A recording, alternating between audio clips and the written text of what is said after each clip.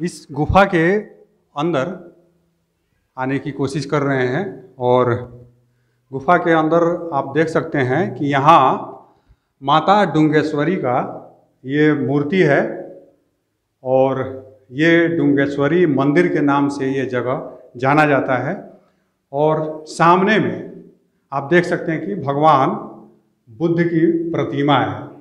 ये प्रतिमा कब स्थापित की गई, कैसे स्थापित की गई, इस गुफा के इतिहास के बारे में आपको हम बहुत कुछ जानकारी देंगे। यहाँ आप देख सकते हैं कि यहाँ लाइट भी लगा हुआ है। गुफा के अंदर भी जो है वो बिजली पहुँच चुकी है और जिस तरह से जो वो समय होगा जब भगवान गौतम बुद्ध मेडिटेशन के लिए, ध्यान के लिए यहाँ बैठे होंगे, तो वो समय कैसा होगा उसके बारे में कल्पना करते हुए और उसके बारे में जो चर्चाएं हो सकती हैं उसको हम आगे बढ़ाने का प्रयास करेंगे।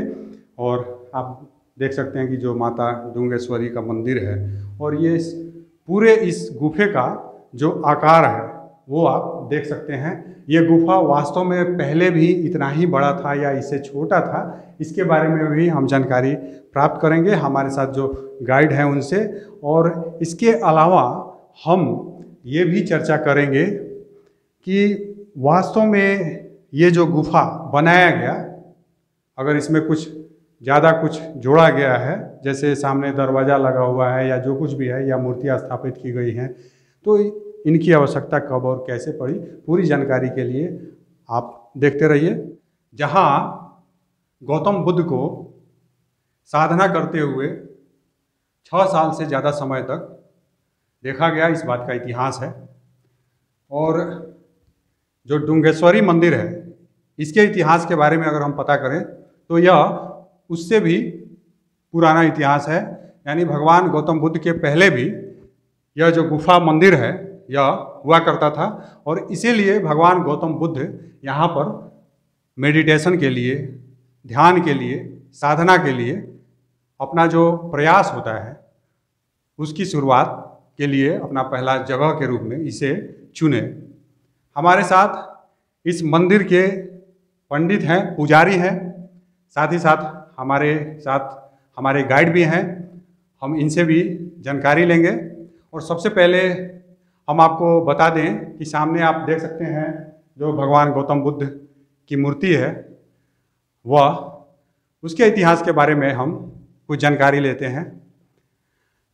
गौतम बुद्ध की जो ये मूर्ति लगी, जी सर, ये कब लगी? ये 40 वर्ष पहले लगी थी। ये थाईलैंड का रानी ना के यहाँ डोनेट की। तो क्यों, मतलब उसके पहले भी लोग यहाँ आते होंगे, गुफा कुछ ऐसा था? जी, आते थे। नेचुरल गुफा था ये, प्रकृति का देन था गुफा। पहले यहाँ पे कुछ नहीं था, सिर्फ भगवान का मूर्ति था। ये हिंदू मंदिर का मूर्ति था यहाँ पे और माता डुंगेश्वरी का। जी, लेकिन लोग जब यहाँ पे बुद्धिस्ट लोग आने लगे तो वो अपना मूर्ति यहाँ पे रख दी। पहले ये नेचुरल हिंदू माता का मूर्ति है। भगवान बुद्ध इस जगह को खोजे। जैसा कि हम हिंदू धर्म के बारे में ऐसा बताते हैं कि हिंदू धर्म नहीं है, वास्तव में यह एक संप्रदाय है और इसके अंतर्गत जो है बौद्ध, जैन, सिख, ये सब अलग अलग पंथ के रूप में आते हैं और हिंदू संप्रदाय जो है इनको एक पंथ के रूप में ही देखता है, इन्हें एक रास्ता के रूप में देखता है।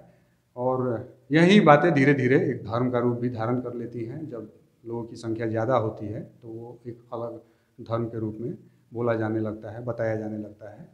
लेकिन जब हम सनातन की बात करते हैं या हिंदू संप्रदाय की बात करते हैं तो उसके अंतर्गत यहाँ के सभी मूल निवासी आ जाते हैं और जैसे जैसे उनके सिद्धांतों का, उनके बातों का, उनके दर्शन का दुनिया के लोगों को पता चला, उससे वो प्रभावित हुए, तो वह धीरे धीरे फैलता गया, वहाँ तक पहुँचता गया और उसके अंतर्गत हम सब इस जगह को देख रहे हैं और इसकी शुरुआत के रूप में आप इसे देख सकते हैं। हमारे साथ मंदिर के पंडित हैं।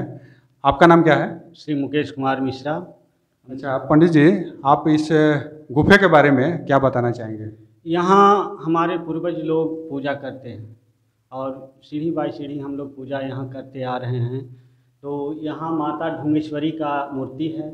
ये प्राचीन है, नहीं इनको किसी ने बैठाया है और नहीं किसी ने बनाया है। और ये गुफा भी नेचुरल है और इसी में प्रकट हुए हैं माता ये गुफा पहले भी इतना ही आकार का था क्या? जी, इसको इतना ही बड़ा? छेनी हथौड़े से बनाया नहीं गया। हाँ बिल्कुल, आप देख सकते हैं कि इसमें दिख रहा है ऐसा, ये गुफा ऐसा नहीं दिख रहा है कहीं छेनी हथौड़े से काटा गया हो, ऐसा कुछ नहीं दिख रहा है, ये बिल्कुल नेचुरल दिख रहा है।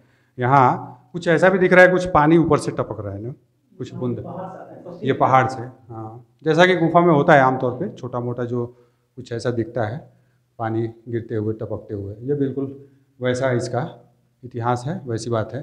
अच्छा पंडित जी, आप ये बताएं कि जो समय अभी का चल रहा है, जो महामारी जो फैली हुई है, तो इसमें तो अभी पूजा करने में आपको करने के लिए तो आना पड़ता होगा, लेकिन पूजा करने के लिए और लोग भी आते हैं? और बहुत कम लोग आ रहे हैं यहाँ, क्योंकि कोरोना वायरस के चलते अभी तो बंदे रहता है, लेकिन माता को तो पूजा करने के लिए आना ही पड़ेगा। सुबह शाम आरती मंगल तो आप आते रहते हैं, क्योंकि माता का जो पूजा है वह ज़रूरी होता है और वो लगातार एक जो दिनचर्या होती है उसके अंतर्गत ये अपना काम कर रहे हैं। पंडित जी, इस मंदिर के साथ साथ, इस गुफे के साथ साथ माता डुंगेश्वरी के बारे में आप कुछ बताएं। ये माता तो प्राचीन है, इनको किसी ने बनाया नहीं है।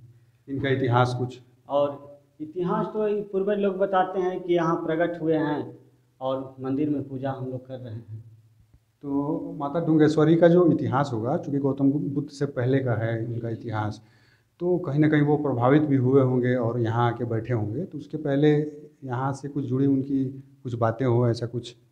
जैसे इन लोग कुलेश्वरी, बागेश्वरी, ढुंगेश्वरी, ये लोग सब तीन बहन हैं, 4 बहन हैं। कुलेश्वरी, ढुंगेश्वरी, बागेश्वरी, गौएश्वरी, ये लोग अपने अपने पहाड़े में के खो में हैं। जो माता ढुंगेश्वरी यहाँ हैं, बागेश्वरी गया में हैं, कुलेश्वरी झारखंड में पढ़ते हैं। ये लोग सब अपना अपना बहन हैं, जितने भी हैं सो गुफे में प्रकट हुए हैं। अच्छा, ये ध्यान और साधना यही इसी गुफे में किया करते थे।